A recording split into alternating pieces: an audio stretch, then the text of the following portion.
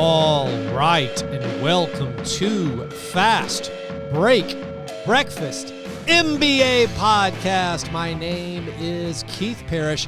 I have David Roth from Defector Media coming on in just a little bit to talk about NBA opening night. Also a little bit about New York culture and our experiences there. Of course, our conversation is all over the place, but mainly the NBA kicked off in full. Yeah, Tuesday night, that's the soft opening. Wednesday night was the real opening night. We had 24 teams in action, lots of notable games. David and I talk about Mavericks Suns, the Pelicans Nets, Grizzlies Knicks, Nuggets Jazz. There were 12 games on this opening night and a lot of great stories. I don't know what my favorite ones are. I mean, is it Miles Turner stepping on a ball boy's foot and twisting his ankle and being out for a week? I mean, unlucky break there for the Pacers. The Pacers rookie Benedict Mathurin looked pretty good, but they lose to the Washington Wizards, who get that valuable victory in their chase for the play-in game. I mean, the most surprising thing I saw maybe on Wednesday night is that Justice Winslow is apparently the starting center or the closing center for the Portland Trailblazers. Justice Winslow played a lot, and the Trailblazers take down the Sacramento Kings. The Mavericks Suns game, which we mentioned a little bit, it felt like the Mavericks had a chance to kill shot the Suns organization, to follow up that Game 7 route with another blowout. It seemed like, all right, Suns vibes are totally off, but the Suns, to their credit, kept fighting, fought their way back, and end up winning that game, erasing a 22-point Mavericks lead, erasing a fourth quarter explosion from Christian Wood. Christian Wood had 16 consecutive points in the fourth quarter from the Mavericks, and they got back up to a 15-point lead, but the Suns still win that win. In some of the other games, the rookies, like Benedict Mathurin for the Pacers, like I said, Jalen Duren and Jaden Ivey looks really good for the Pistons. Paolo Banchero looked incredible for the Magic. Flip side for the Hornets. Listen, the Hornets won by a lot. Okay, season's going good. Gordon Hayward's healthy, playing well, but the Hornets needed a center. They did not draft Jalen Duren. Jalen Duren with a double-double and 3 block shots in just about 20 minutes. They drafted Mark Williams instead. Mark Williams had 2 rebounds in 4 minutes, only played in the garbage time. The Nuggets, they fell flat against the new-look Utah Jazz and had an ugly defeat. They, as a team, made 5 3-pointers. Rudy Gay on the Jazz made 4. The Nuggets starting front court, Aaron Gordon, Michael Porter Jr., and Nikola Jokic made 27 of 44 field goals, which is really, really good. They still lost comfortably. Their defense was horrible, so a pretty listless performance from the Nuggets first night out. The Rockets game was interesting. They lost to the Hawks. DeJounte Murray, Trae Young pairing getting off to a nice start. Maybe the most notable thing for me was Bruno Fernando got the start for the Rockets over Alperen Şengün, and he did some stuff. Got a bunch of assists. The new look Timberwolves, they beat the Thunder, but Rudy Gobert came in and maybe became the alpha dog. Rudy put up a huge stat line, cannibalized a lot of Karl Anthony Towns' stats. Yeah, Karl Anthony Towns ended with 7 assists, which is really good for him, but 12 points and 6 rebounds for Cat. Finally, my favorite thing from opening night and the opening week of the season, it's monitoring that Jacques watch.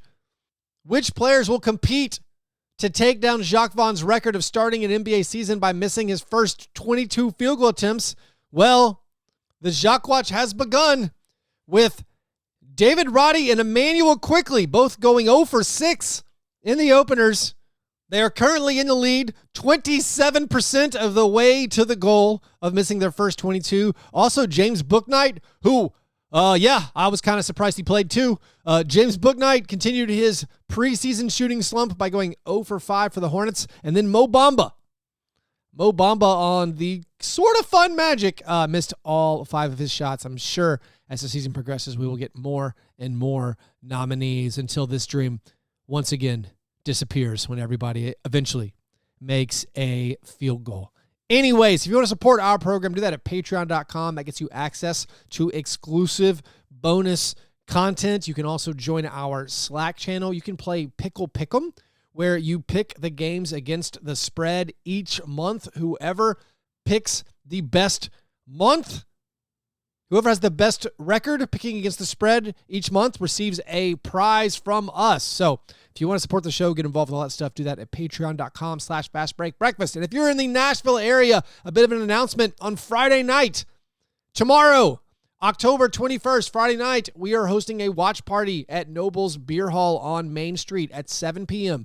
Grizzlies, Rockets, Nashville watch party. I'll be giving away a signed John Morant jersey and a bunch of other Grizzlies goodies. So come on out to Noble's and watch some basketball with me and John and Chuck. All right, now let's get to the talk with David Roth. Did you hear the Daryl Morey parking boot story? I did. That was, I think Giddy blogged that. That was one of those ones where it was, that whole feature was perverted enough that I was just kind of like, it almost inspired me to write about it, but I'm glad that Giddy did it instead. Anyway, I'll start recording. I'm recording on my end as of now. All right, let's do this. I'm joined right now by David Roth. David, how's it going, man? I'm good, dude. How are things? They're good. I have no complaints. I mean, the Grizzlies are 1-0, so what and I actually more is that there? Game. Oh, no, I was hoping you would watch something else and bring something else to the... I watched a little bit of the late TNT game, but this is an experience I probably won't have again. I have a friend from home in New Jersey who was in town for like a work dinner and then was heading back. And the most convenient thing for us to do was to meet at a bar literally in Times Square, which is the sort of thing where if you are living as a New Yorker, like in a thoughtful way, I've lived here for 21 years, like you should never have to be in Times Square. Like there's no reason for you to do that. And instead I was in a bar that probably was like certainly you could get more people in there than you could in like most of your like lower tier mid-major basketball conferences. Arenas. Like this was like you could fit as many people in here as you could fit at like a Butler game. And it was Were you at the ESPNZone? No, although I have been there. The ESPNZone sadly is no more. But I believe I'd heard that. I believe it had left us. I definitely ordered wings there once. I had a good authentic New York experience. Yeah, one of my first paid writing gigs was for a bar guide, and it was like they would give you, it was like $10 or $20 a review, but you had to go to like 10 places a week. And I wasn't gonna, also that was like barely enough to cover a drink even then. So I just went into the ESPNZone and like wandered around for a little while. And what I remember about it was that it was extraordinarily cold. Like it was like one of the strangest vibes you could have as a bar, being totally dark and 55 degrees. Like it was just a really strange thing. You put that's a the zone in the middle of it. That's the ESPNZone they were talking about. You didn't know what it was, but it turns out it was damp, dark coldness. Right. Like a cave. More of a concept. I think people sort of understand it. They're kind of like, yeah, I'm in the ESPNZone. You think that that's like watching Kenny Mayne do puns. No, it's a place. It's a physical place that you can go, and it's cold there. Yeah. Were the wings okay? I don't remember. Were you done telling me about your meetup? I'll tell you about the ESPNZone. Oh, yeah. Just that so I was at this place, and that was what was on the TV was the end of Knicks Grizz, or really the second half of it. And I stopped watching at some point to watch the baseball game, and then when the guy next to me started getting really animated, that was how I learned that the Knicks had somehow climbed back into the game. Yeah. It was not a fun second half for the Grizzlies. Knicks came back. Let's talk about my experiences in New York. Yes. I think I've been in New York maybe 4 or 5 times. Only one of those times that I have $1 to my name. Mm-hmm. So I went to the ESPNZone with no money. I didn't have any money, and I'm just like, I'm in New York. I have a budget to spend $100 or whatever while I'm in the city. Were you there to play music, or were you there? No, I'm just there because I just did stuff. Like that's somehow because my parents taught me we didn't have money. I didn't spend money, and I never grew accustomed to spending money. And because of that, when I graduated college, thankfully my parents actually paid for my college. Like they saved money for college, so I had no debt. And I had no expectation of spending money ever. So I'm like, man, I could live probably on like what, $300-400 a month. And I could, like I did it. I lived in abject poverty, was never happier. Just didn't have any needs. But anyway, I'd play piano. I would ref basketball.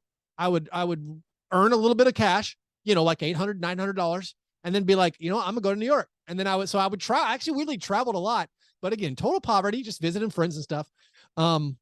I remember going to the ESPNZone, and I want to say I was like, man, I guess I can splurge for these $13 wings. Yeah, I was gonna say it was not whatever it was in 1999 or 2001. Yeah, Maybe I'm it's glad you didn't probably keep early. the receipts. Yeah. Because that would I have want been to one of say, those. If you go back and look and like the most expensive purchase that you made in New York City when you were up here for a week was like the most mid wings available in literally Times Square. real So, mediocre wings. yep. No, I do have this memory. I'm going to say this was late 90s. Mm-hmm. I have the memories of going to a bar in New York that served all you could eat ribs and wings and all you could drink beer. Wow. And it was like $10. Yeah, And there I don't were know how places like that. how is that physically possible? I think that you have to assume that the rib meat is not from an animal that you want to eat. They didn't specify That was just where the ribs meat. were from. Yeah. I mean, again, I didn't know any better. To me, at that point in my life, I'd never had a bad rib because I think I'd never had a good rib. Well, you'd never been to New York. Yeah, I'd never had a good rib before. And so I was like, man, ribs are a treat. Wings are a treat. And and it was like, you had a thing. You could stay there. They had like a timer, like you could be there for like an hour and a half or whatever. And I was like, this is incredible. New York is the cheapest place on earth. How have they done this? And I don't know. Maybe I dreamed it. Maybe this is just a fever dream. Maybe this is the ESPNZone I passed out. There were places like that. Yeah, you were in hypothermic shock in the ESPNZone because if you stay there for more than 30 minutes without should give you like one of those parkas that you wear when you enter like sort of subterranean environment. Yeah.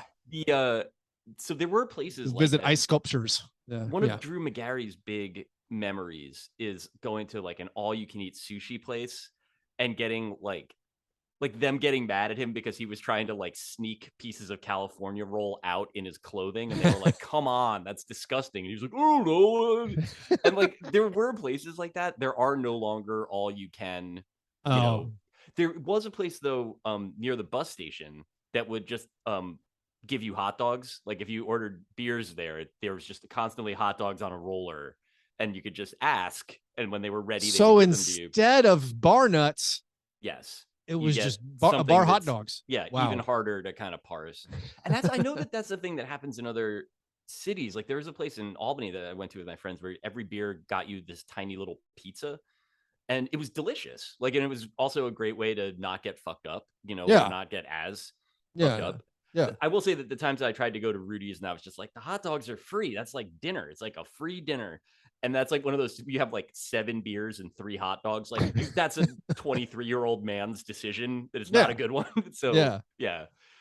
But I'm glad the idea of like that version of New York that was like the first decade that I lived here was sort of similar for me, where it was like debt-free, yes, making money, no. Yeah. And so you could still have like good experiences. There was just like, you were aware that there's like 2 or 3 tiers of city experience happening above you that you would never visit. I mean, I wasn't even honestly that aware of that. Yeah. I knew, I was like, I would like to go see a musical. Oh, I guess those were expensive. Yes. I was like, what? They cost how much? I thought they'd be like $9. I thought it'd be like a movie ticket. Like, why can't I go see Wicked?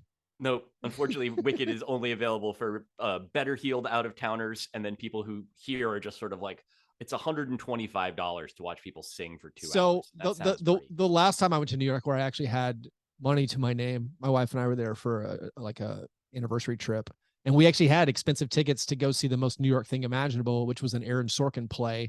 But then it was like a stagehand strike or something. Crossing a picket line for that shit. Yeah, we did. I was thinking the most New York thing imaginable would have been like a Knicks Pacers game that they lose by 17. I feel so sad. I've never been to Madison Square Garden and seen a Knicks game. Like that is something I definitely need to get done. It's a great place to see a game, and they've been bad. I mean, they're not a team I care about. I always like going to games there when I can. It's just an awesome place to watch stuff, and the energy is good. Like basically, if the team is giving you anything to work with, it's fun, and the people are excited. When the team is bad, I went to a couple of games during like the Eddie Curry administration. Oh, classic. It was like watching a game at the mall or something. It was just like people kind of just pacing around, getting there late, leaving early. But I was at a game like during that brief period where they had Amari, but before they traded for Carmelo. So it was basically like the core of that the eventual Melo deal plus Amari pre, post one microfracture, but pre the second. Yes. And it was awesome. That's like as much fun as I've had in an NBA. Certainly at a regular. Well, was it like my memory of it was it's like a 30 game window. There was like a 30 game window where Amari Stoudemire was scoring 30 points per game. Yeah. And yeah.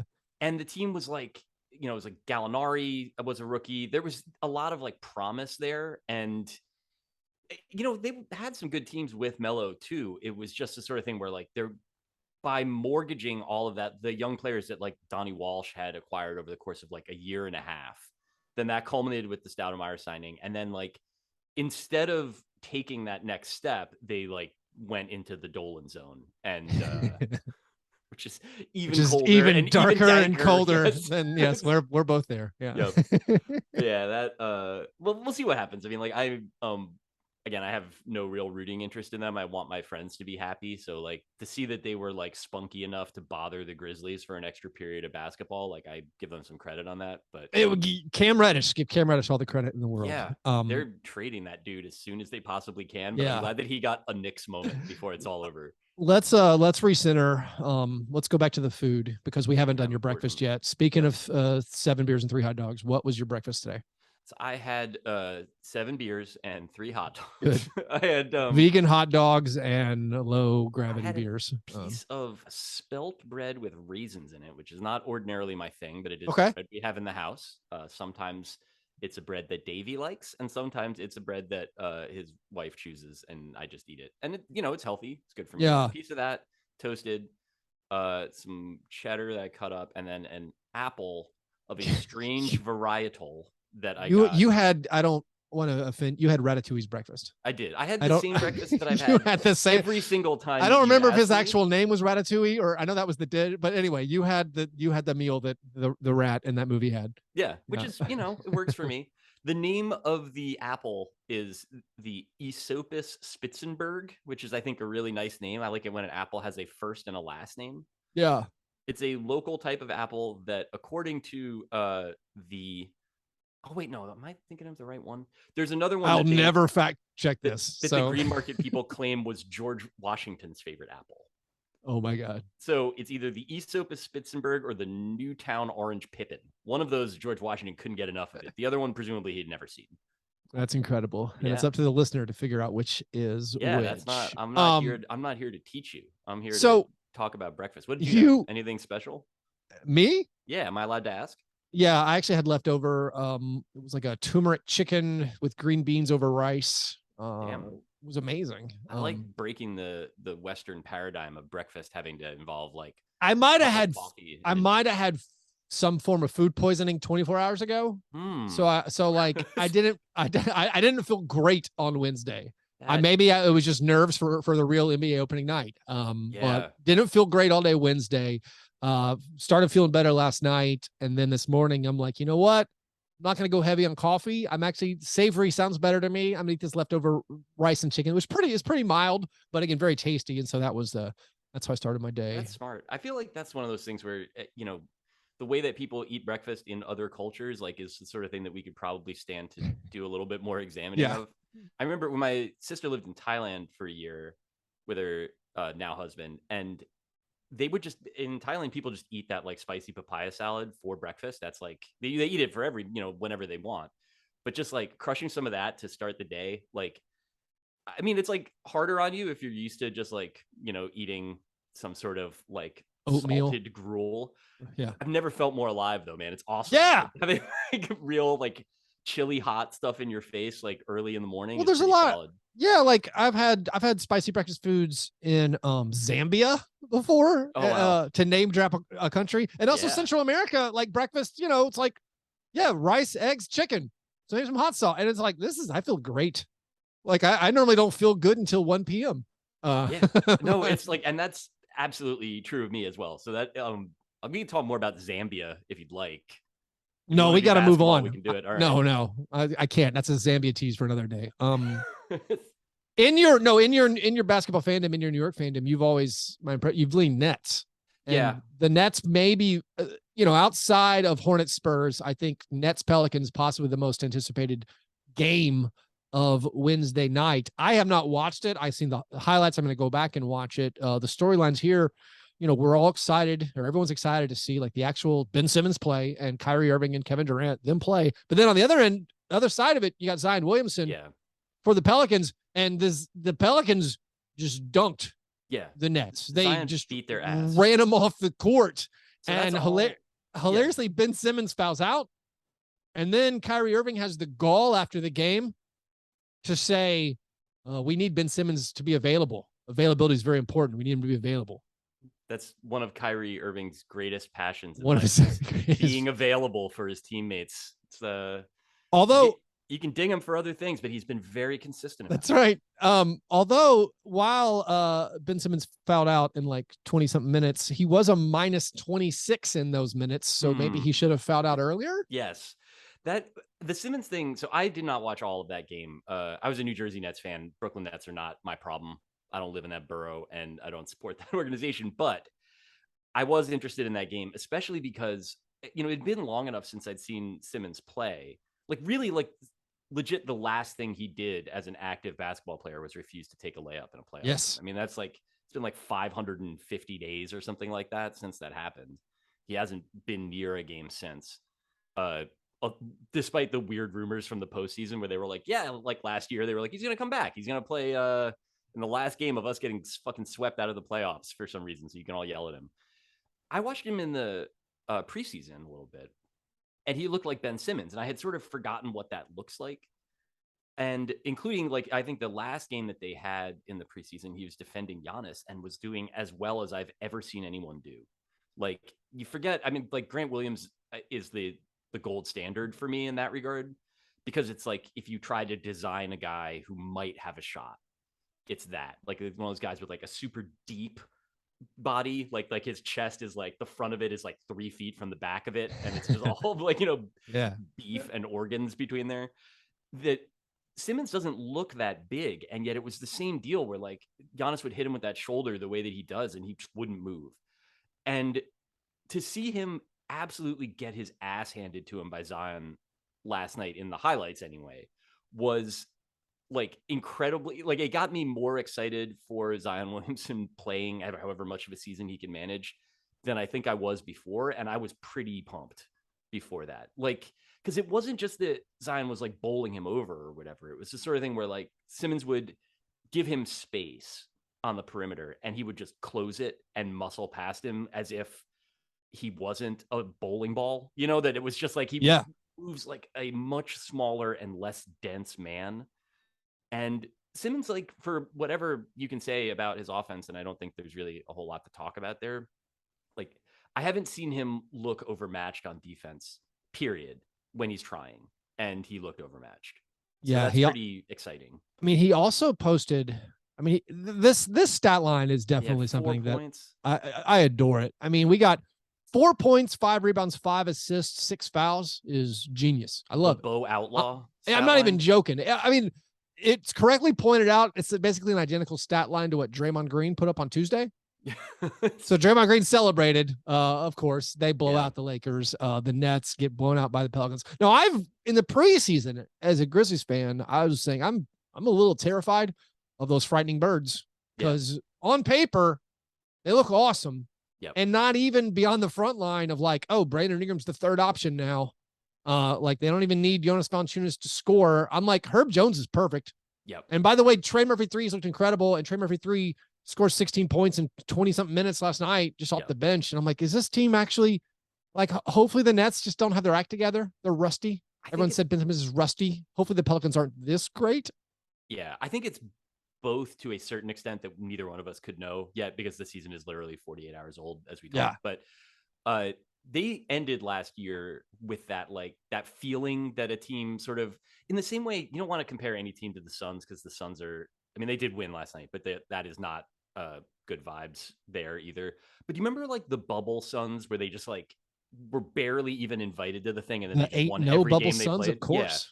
And you're sort of like, all right, like maybe there's something happening here. Like the Pels in the playoffs last year, it was similar to me where I was just like, these guys are fucking tough. Like all these dudes whose names I barely know, like guys who are not like fantasy ownable even, which is the only way I would really know anything about the Pelicans. Yeah. Like Jones seems incredible and seems like one of those guys that is like one of the most valuable types of players that you can have this side of an actual superstar, like a guy that you get with a pick that isn't really worth very much, that is willing to do all the hard stuff that takes the pressure off of. I mean, that like as long as that guy is on the floor, like everyone else can kind of take it easier on defense just because he is going to take whatever matchup you need and do great work on it. Like that's an incredibly valuable thing to get, let alone to get it without having to pay for it, to get it as like basically a player development win. It's Yeah. not Oh the yeah. sort of thing that they ordinarily do. Like, or ordinarily, I mean, like they've made a lot of moves in the past. It's just like they feel like they've been trying to like sort of fix their team with like names that you know. And in this case, the idea of like backing into Alvarado, Trey Murphy, like Herb Jones, I didn't even say backing into it like it was an accident or whatever. No, but yeah, I got you. It Getting feels that like for getting that yeah. for nothing is incredible. To Like not that's really have to invest your assets. I mean, they traded down for Trey Murphy. I'm acutely aware of with the Grizzlies. The Grizzlies went for Zaire Williams, and Trey Murphy's looking good. But then the Herb Jones second rounder, really yeah. seems to be the connective piece. Were there other things on opening night that you observed that you want to? So here's the thing. Normally I give people an outline. I didn't give you an outline. I just figured whatever. I knew we'll talk about hot dogs in Zambia or whatever. And we watched them. I mean, we probably watched more or less the same games. I did not watch the Kings. I watched my coworkers watch the Kings last I night. did watch a fairly good amount of Kings ball. It was fun, just a fun game to end it. But what did you see? Was it you were catching that Suns Mavs? Yeah, unfortunately, I need to do better about watching the Mavericks. I keep thinking, and I should know at this point, that I was like, how bad could it be to watch this team? They have Luka Doncic on the roster, and the answer to that question is insanely bad. Like they're really not fun to watch for me at all.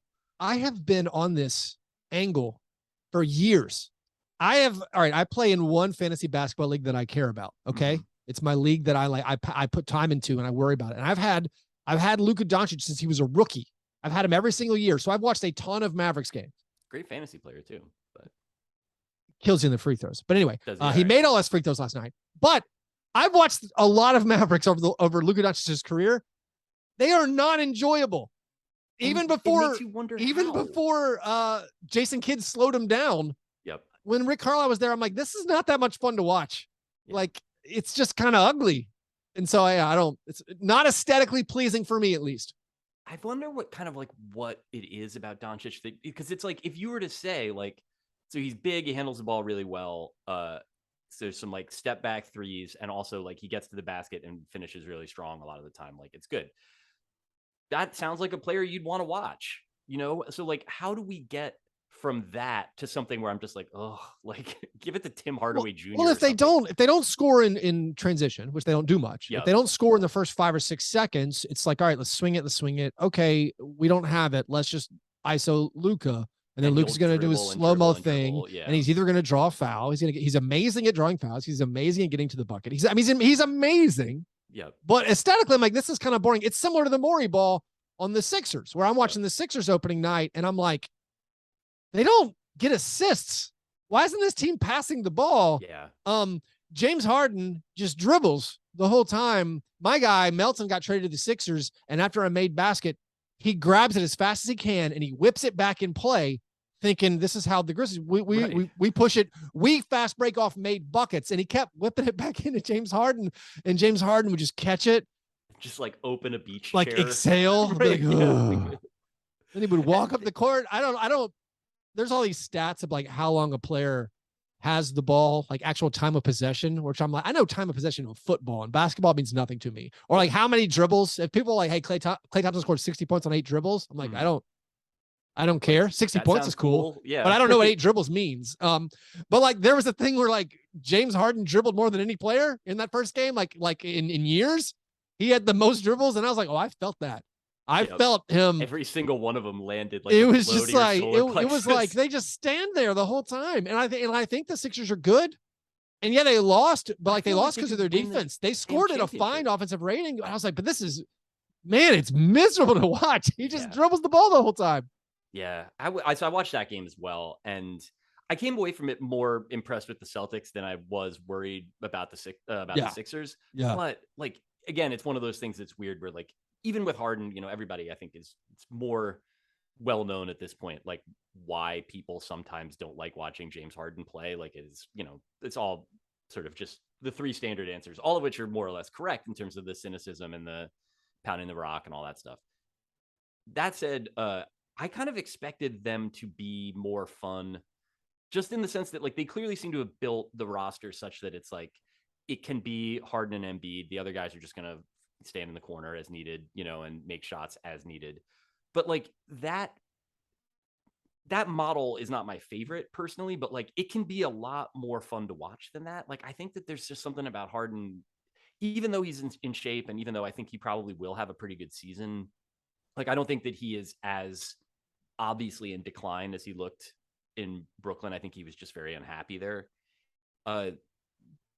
There's something about like I would love to see them sort of refine that such that these two guys, I mean Embiid by far the more fun of the two, could actually do some fun stuff. Like a stifling game with Joel Embiid in it shouldn't be possible.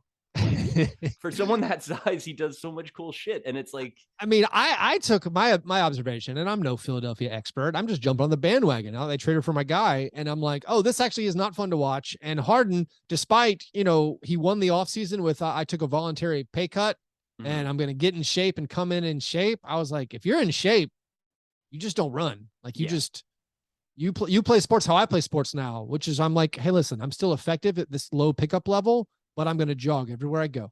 Yeah, I'm going to walk to my spot. That's all. I'm going to catch it. I'm going to throw it. I'm going to walk to my spot, though. That's the load management lifestyle. Yeah, that's I'm a lone man. Like, hey, listen, we're not trying to get hurt out here. Yeah, and I've seen myself run, and it's basically it's like 200% more effort and only 20% more effective.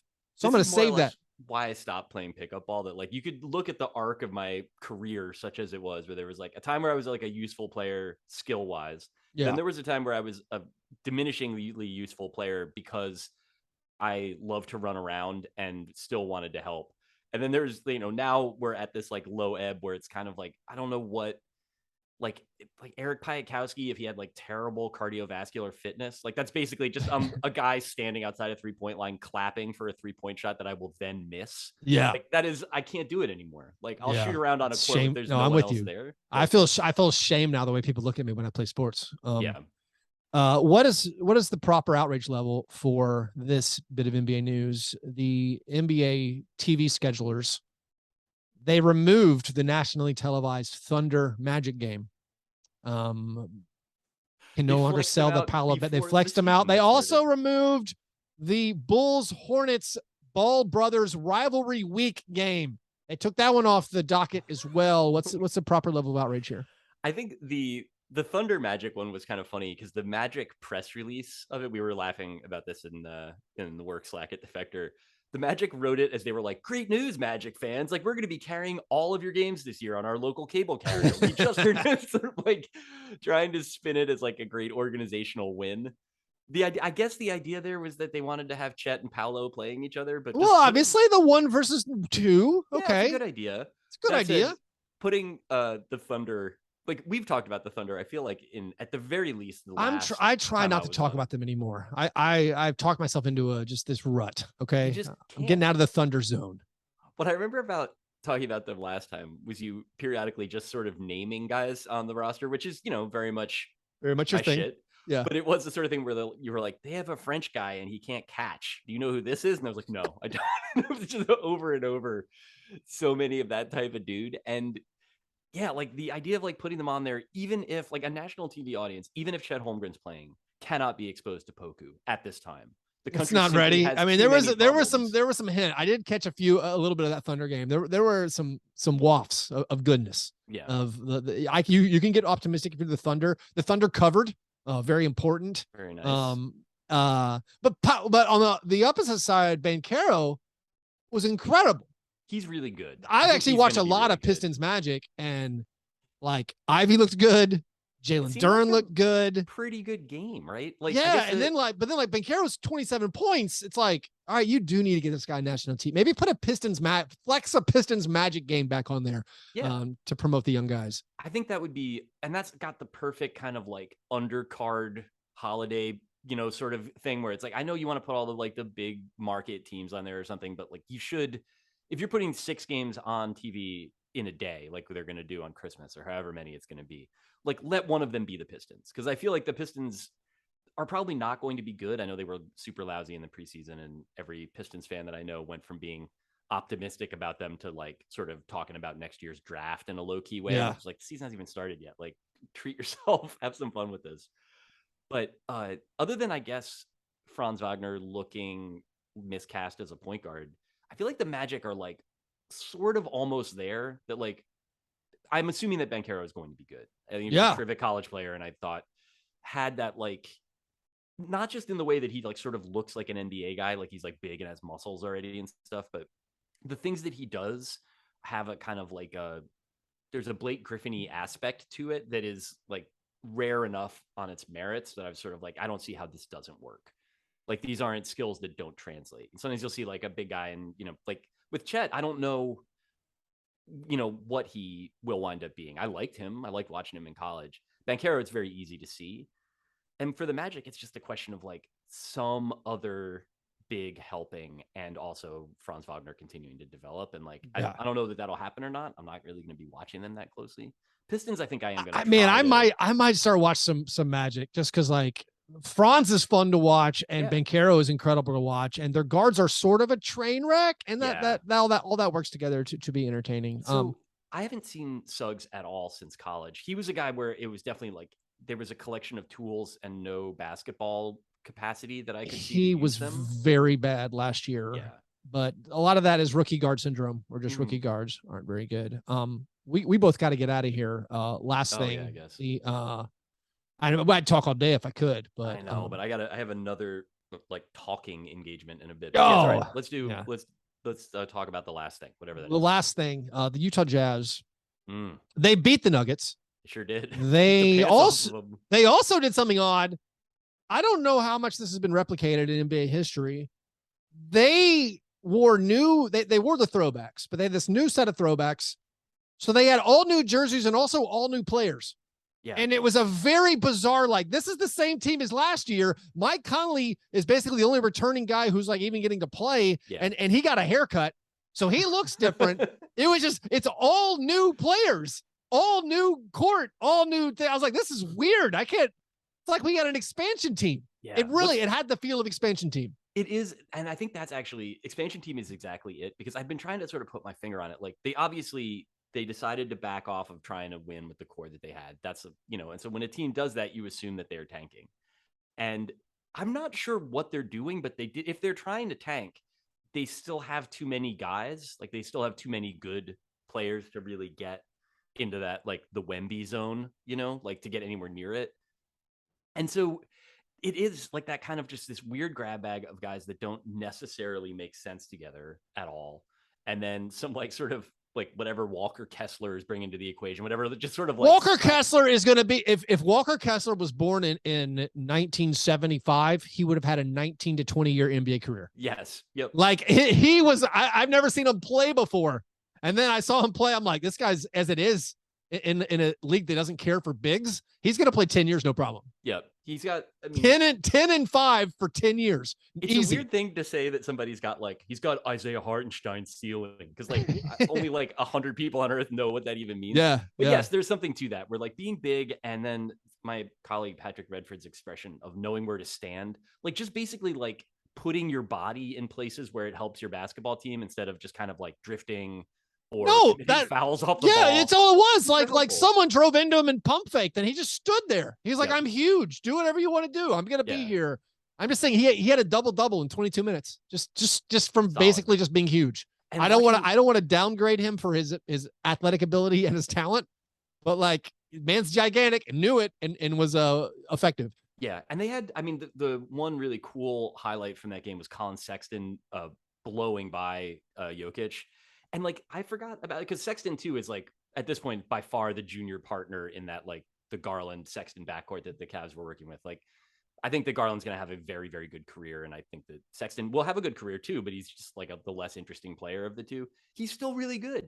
There's a lot of guys on that team that like they're going to give up a lot of points, I think, but they're not in the toilet the way that like the teams that are trying to be in the toilet remain in the toilet. That was one of my points about this Jazz team in the preseason. Like, they're going to have to make moves. Yes. Because they're 10 deep with guys who can actually play, who actually belong in the NBA. It's different like they're not trotting out projects. They're they didn't play Nickeil Alexander-Walker, who is, his time is done, I think. Yes. Like they're 10 deep with guys who, like, Conley can still play, Clarkson can play, Sexton can play, Beasley belongs in the NBA. Like, every player they played belongs in the NBA. Yeah. That is not the way to Wemby Mania. And that's the like expansion team thing. I think that kind of like unlocked for me. Yeah. Because it's like expansion teams are not just, the 10th guy on a good team that you like draft there. It's like people that teams can't hang on to for some reason or another, or it's like they're too expensive or they're declining or whatever. And so that's, we wind up with like Byron Scott on the inaugural like Grizzlies team and stuff like that. You can still have NBA players on there. The thing that I worry about for the Jazz, and maybe this is oversimplifying it, if they trade like Jordan Clarkson and Mike Conley for Russell Westbrook, and that's their entire plan to tank, like that might work, but I kind of don't want Russell Westbrook around Colin Sexton. No, they're not. If they do that scenario, there's like no chance they would give one of those throwback Jazz jerseys to Westbrook. No, if they did that, they wouldn't even have him show up. Yeah. Like, it's, I mean, whatever. I don't even feel bad about him at the end of his career. I just sort of like, I'd like for it to end in a slightly more dignified way than it is. But at this point, like, mostly I just want it to end. No, you nailed it. The Jazz, they are an expansion team because they have all guys who weren't among like the 5 to 8 players protected on each of their home rosters, and they got kicked off. None of these guys should start for a playoff team probably, but they're all in the league. Well, anyways, and if they do stuff where they like are able to find playoff teams that are like, yeah, we'll use like this version of Mike Conley for 10 or 15 minutes or something like that. Like, maybe they'll get some picks back for it. Maybe they'll get some guys that are younger and worse or whatever. But it is a strange position for them to be in because like they're not good. But like also 10 teams get to play playoff games now, or playoff games per conference. Yeah. Like, are they worse than the Blazers really? Like, I don't know the answer. The answer to that is necessarily. I think the Jazz are closer to the Blazers and Kings than maybe people thought before the season tipped off. But anyways, David, appreciate your time as always. Always fun talking with you, and I look forward to the next time you come on. Thanks, man. Same. I will try to have a more interesting breakfast next time. It was great. Something savory.